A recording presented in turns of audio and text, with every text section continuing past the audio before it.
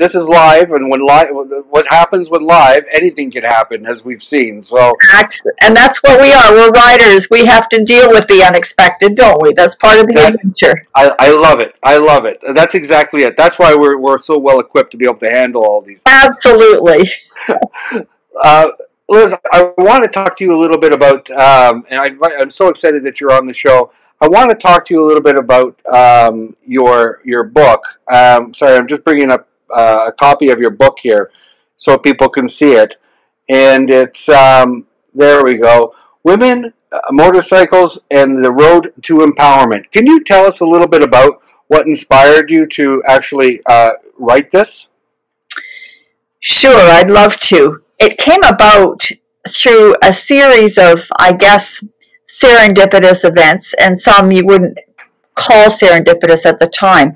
I was doing, I made a lot of big life changes, and about 8 years before I started to write that, and I had made a career change. I had left a long-term marriage, and I had gone out because I thought, gone and done what I thought would be more meaningful to me than the roles that I had evolved in. They're great at the time, but it was something more, I wanted something more meaningful. And that's how I got started with women and motorcycling and creating that environment. Everything that I did there was to create the environment for others to grow. And I had a particular focus on women. I've been riding, I might add, at that point for, I don't even know how long I want to say, but I've been riding 50 years now this year. So that was in 2000. Wow, 50 years. Okay. So for me, it was nothing, but I had started to teach and instruct in the motorcycle program, and I saw what a difference it made in people's lives, and particularly women, and how it brought out the things, the strengths that they already had, but maybe didn't know. So as I left my corporate job, I was the beneficiary of working with an executive coach. And one of the things that we did together was come up with some lists, and like long term, so 10 years, I was going to write a book I wrote down. I have no idea where that came from because I had no interest in writing. But by 2008, I was beginning to think my 10 years are coming up, and I don't even know what I'm going to write. I was taking an off-road course with Clint and Smout, and I went over the handlebars and smashed my shoulder. So I was off it wasn't so bad, but I was off the motorcycle for 3 months. And I had been doing all this work and wondering what I should write about, because I had committed to myself to writing a book. And it, of course, first ride out after 3 months off the bike, that was when I got the inspiration. This is what you're doing. Why not share it with other people? So that's what I set out to do. So it's a bit of a long story about how it got there. But, I was doing it, and that's what happens. These things are right in front of you all the time. And there it was. But it took a motorcycle ride to make it come true. Wow. So let me ask you a question, because you wrote this book in 2011, was it? That's when it was published. I started in 2008, yes. Okay. And I ask, and for some reason, I don't know why, but I seem to have a lot of leaders, women motorcycle leaders coming onto the show, and it's just the way it is. But I asked this question because I'm curious. In 2008, 2010, in that time frame, there was only about 8-9% riders were women. Now we're up to 19%. Just out of curiosity, have you given any thought as to why women, A, are the fastest demographic that are growing for riders, and then B, what attributes that? There's a lot of things. There's a lot of things that come, the industry has certainly been focusing on women riders for a long time. I shouldn't say a long time. They've been doing so more in the past 10 years. A number of the major manufacturers have been doing so, and there's been a lot more programs for women, a lot more awareness. There's just been a lot more, a lot more opportunities for women to try it. And I think women coming of an age demographically where they could afford to do it, or their families are no longer, they didn't want to ride because they had young families, and now they have an opportunity to do things. There's just a whole lot of reasons, and then it sort of feeds on itself as it grows and others see the opportunity, and then there's events and there's books and there's, wow, look at how fantastic this is. And as we both know, the motorcycle riding itself is stupendous, but when you add that to a woman that is learning to ride later in life, it's harder because you know all these things that can happen. You hear these stories, and you know what a woman should do and shouldn't do as far as, the stereotype for a motorcycle rider. I learned to ride at 16. Nothing's going to happen to you. Nothing. You're infallible. You're invincible at 16. Absolutely. Right. But when you have to learn later in life, especially as a woman, but not just as a woman, you have to get over all these things. And when you do, it's like, wow, I didn't know I had all these things in me. Now what can I do with all this? And so that's how it grows. It's there all along, but the motorcycling brings it out. So, I think you're probably a little too modest to actually admit it, but you interviewed 50 leading women motorcycle riders for this book, and you tell their stories in it. And tell me a little bit more about that, because I think that is a contributing factor as to what we're talking about here. Well, thank you. I wanted to interview a cross-section of women from different life experiences, different demographics, different riding experiences, and show that this was a universal thing that happened no matter what your life situation. If you could get past, because really what the book is about pushing your comfort zone and discovering what you've got inside there, and doing it through motorcycling, because that's what I do. And so I had made these observations. So I wanted to show that it's open to anybody, and anybody who wants to try it. Not everybody wants to ride a motorcycle, and not every woman should ride a motorcycle. But those that have it in them to want to, they need to at least try it, and to facilitate that. So that's how I really wanted to get a cross-section of women. And I'm telling you, when I interviewed the women for that book, I was so inspired myself. It was like I was in awe.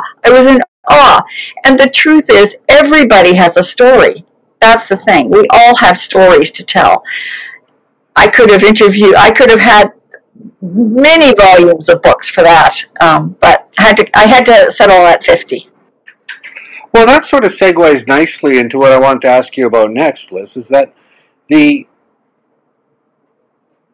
you refer to it as everybody has a story, and in your bio you call it, you refer to yourself as an author, a speaker, and a healer. Are the two connected somehow?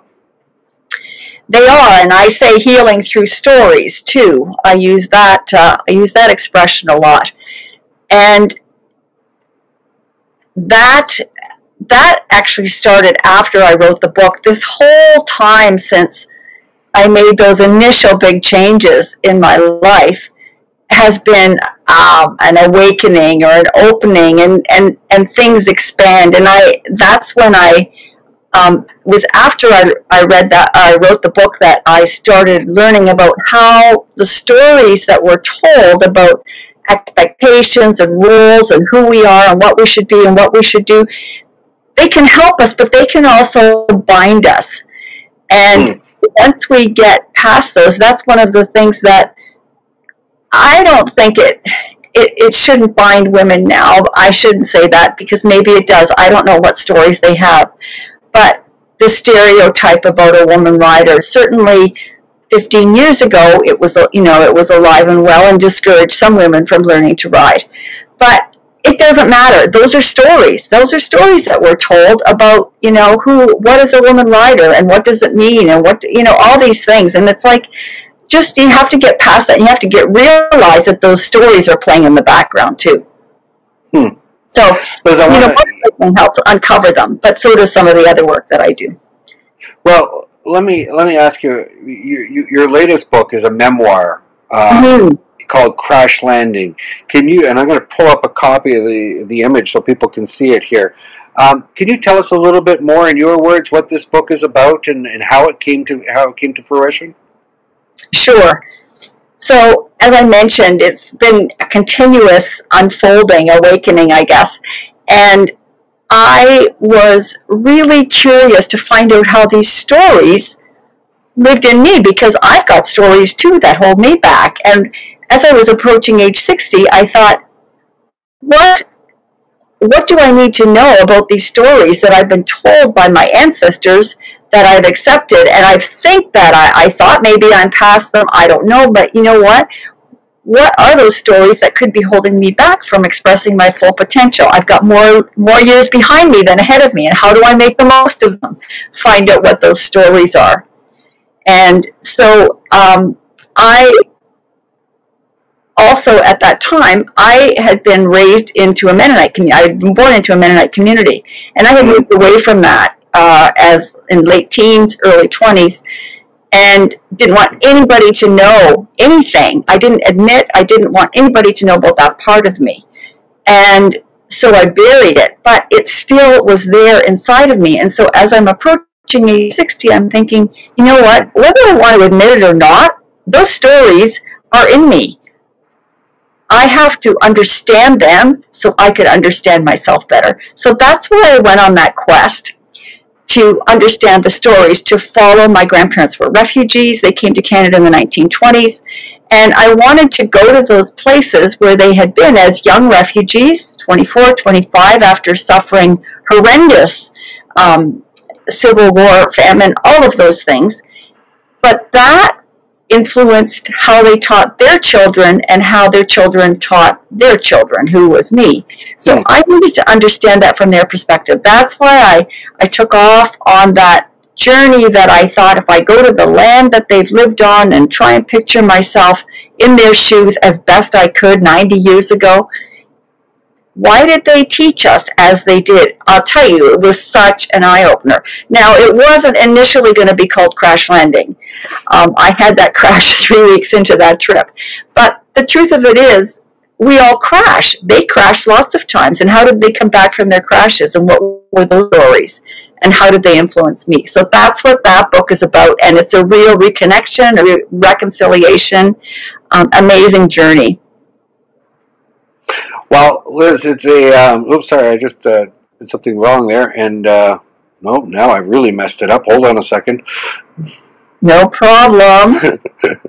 There we go. And let me bring you back because I lost you for a second. There we go. Sorry about that. I didn't actually lose you. I just sort of lost you on the screen for a second. This is what happens when you produce on your own from your bed. Mistakes happen, right? Nope. It would be a lot easier in a studio. Anyway, mea culpa. Tell me about what you're working on now. Are you going to continue to write now after this? You've had the awakening from, or the self-realization trip from Crash Landing. Are you going to continue to write? I am going to continue to write. My focus is actually shifting. So I'm going to write fiction, which is an about face, actually. I know, and this has just happened. You know, I've just decided this in the last couple of weeks. But this is another thing that's been in me since I was young, and I was always told, you know, I wasn't creative, or I couldn't write, or I couldn't do this. And it's like, wait a minute, when am I going to do it if I don't do it now? So I am going to, and you know, the theme of my stories, my message isn't going to change. I don't think. I don't know what stories want to come out, but I'm about to find out. Wow, I'm excited to follow that journey with you, and I hope you'll allow me, anyways, to follow you as you're going through this, because well, we know what it's like to write a book. You've written a couple. Yeah, you've written a book. So it's a daunting task into itself. So congratulations! I am so excited. By the way, there's this great writing group that Carla King hosts. You might want to look into. Yeah. I know you know Carla. So and a shout out to Carla as well. But Liz, thank you so much for joining me tonight, and I really appreciate you coming on to the show. Can I direct people to your website for more information? Absolutely. So Wonderful. LizJansen.com. LizJansen.com. I'm going to bring up pictures of your book one more time, just so everybody can see. Liz, of course, the two books that I'm going to focus in on here are Women, Motorcycles, and the Road to Empowerment, and then, of course, Crash Landing, her latest book, and then again, I'm bringing up the URL so everybody can go to it and see it. It's LizJansen.com. Liz, thank you so much for joining me. I hope you have a wonderful night, and we'll talk soon, okay? Thanks very much, Andrew. All the best to you as well. Take care.